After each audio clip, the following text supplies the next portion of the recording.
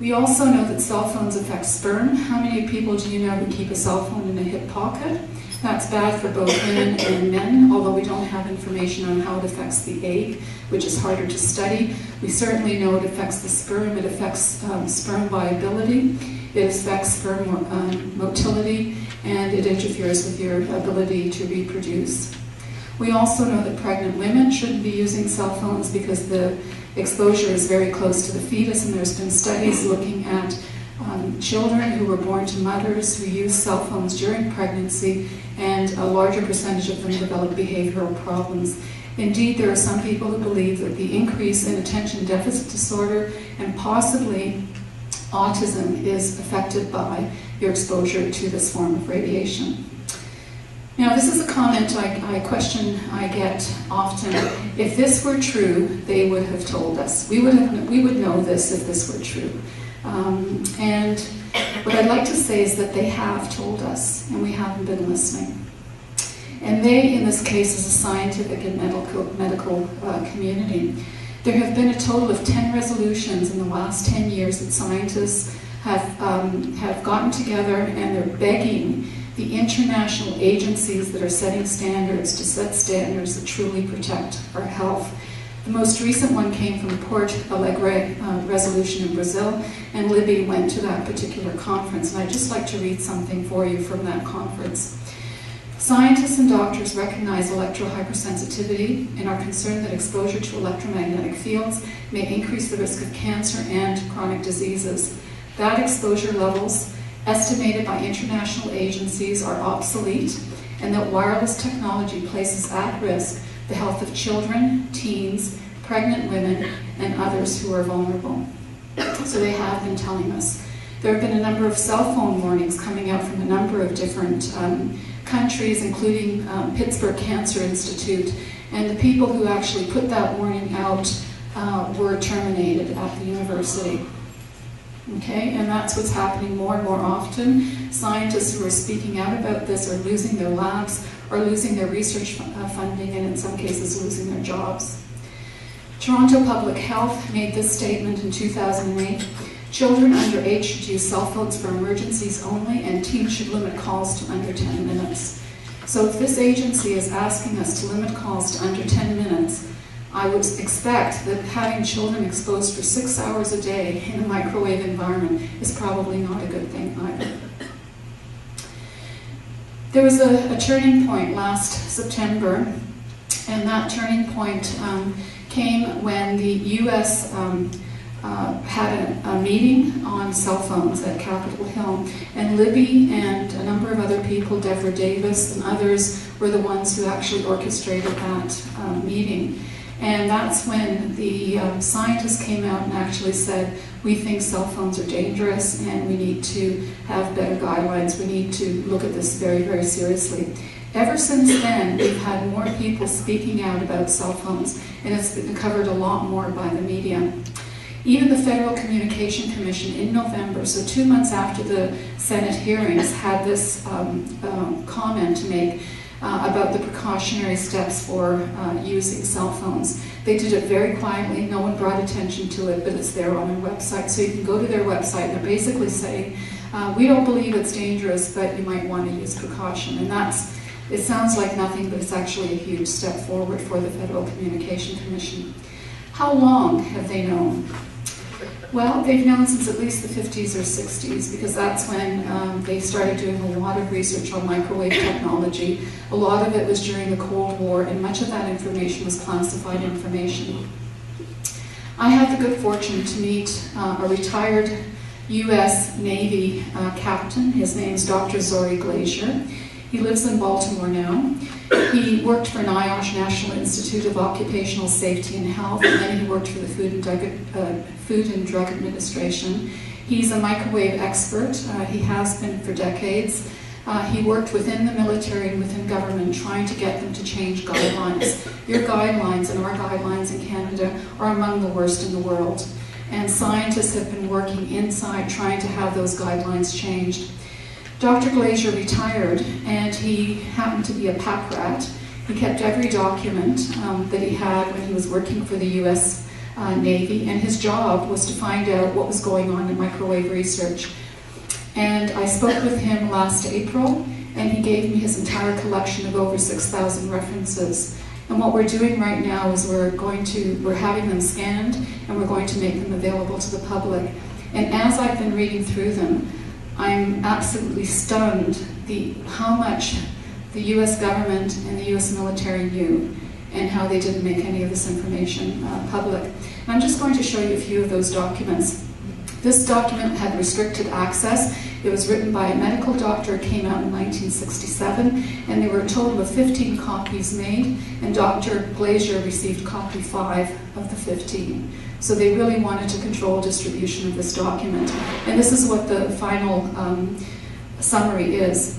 In view of this evidence, it is recommended that to the extent practical and a conservative approach to safety criteria approaching the USSR standards be applied, particularly where hazards to non-controlled personnel may be involved. You and I are non-controlled personnel, that's the general public. The guidelines at the time for the United States was 10,000 microwatts per centimeter squared. The Russian guideline was 10. And so basically in this document it was saying 10,000 is far too high, we should approach the one that the USSR is using. Currently your guideline is 1,000, so they've reduced it by a factor of 10, but they're still much, much higher than the guidelines in Russia. This is one of the documents that Dr. Glazier wrote, and back in 1971 there were over 2,000 references to the harmful effects of microwave radiation. He continued this research, and 10 years later there were over 6,000 references that he cited and has copies of.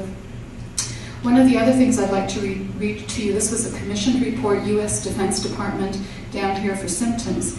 Personnel exposed to microwave radiation below thermal levels experience more neurological, cardiovascular, which is what the kids are experiencing in the schools, and hemodynamic disturbances than do their unexposed counterparts. And hemodynamic relates to the blood.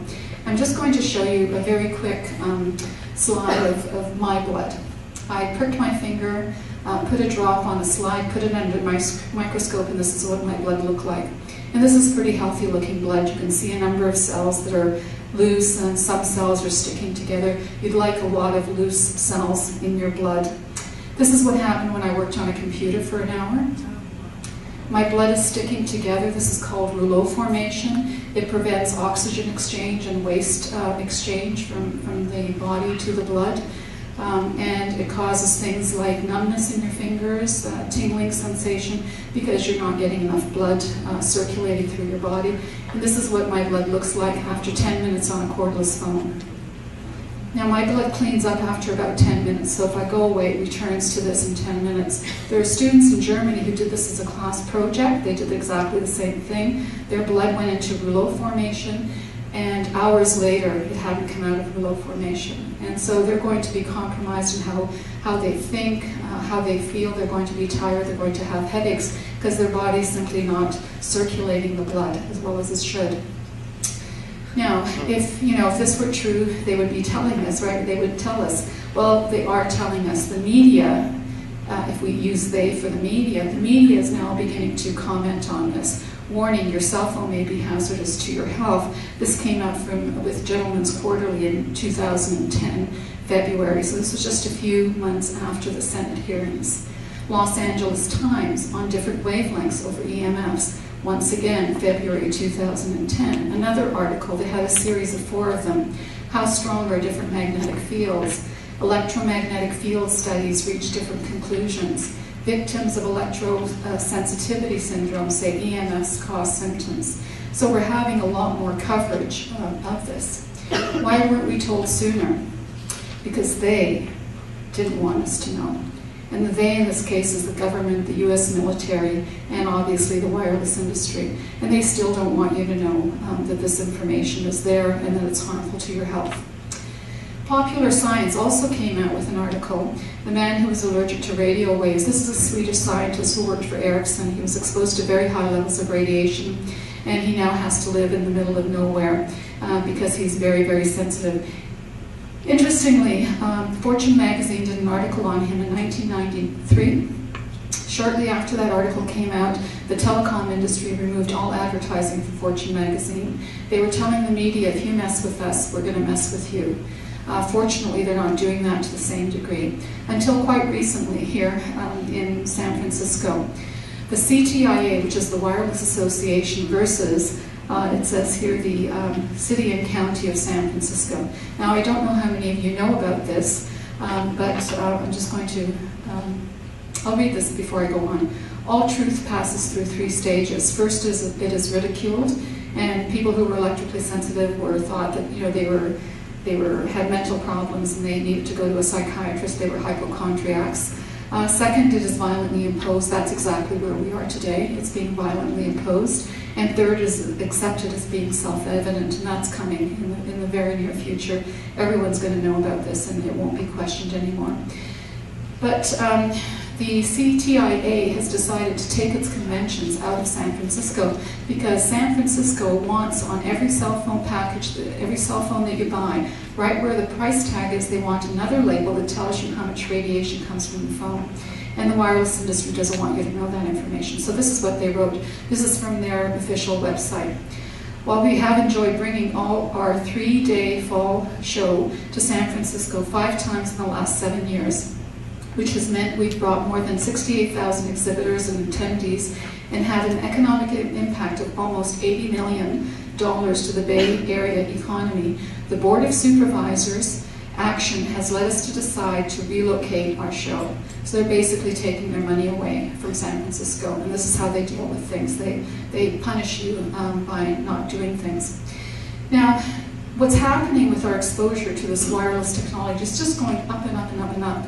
And at some stage it has to stop. And it sort of reminds me of Noah's Ark, that you know, the levels of water are rising and we have to do something about them. So we can use the flood analogy to talk about what's happening with microwaves. This would be the no effect mark, where, you know, your toes might get wet and they might feel a bit cold and uncomfortable, but it's not causing anyone their lives. If the levels get sufficiently high, then certain people are simply not going to be able to survive. And this is where we are right now. About 1/3 of the population has symptoms of electrosensitivity to different degrees, some quite severe, some quite mild. And with the increased use of this technology, we have 4 billion cell phone users worldwide. We have antennas, we have Wi-Fi, we have something called WiMAX, which is a very powerful Wi-Fi system that has a radius of 30 miles. I mean, we're talking about very, very powerful antennas, wireless internet in schools, smart meters that are going on homes to document how much energy you use, how much gas you use, how much water eventually you will use. There's all sorts of problems with this technology. It uses microwave radiation. And what they have in mind in the future is that your appliances are going to talk with the smart meters.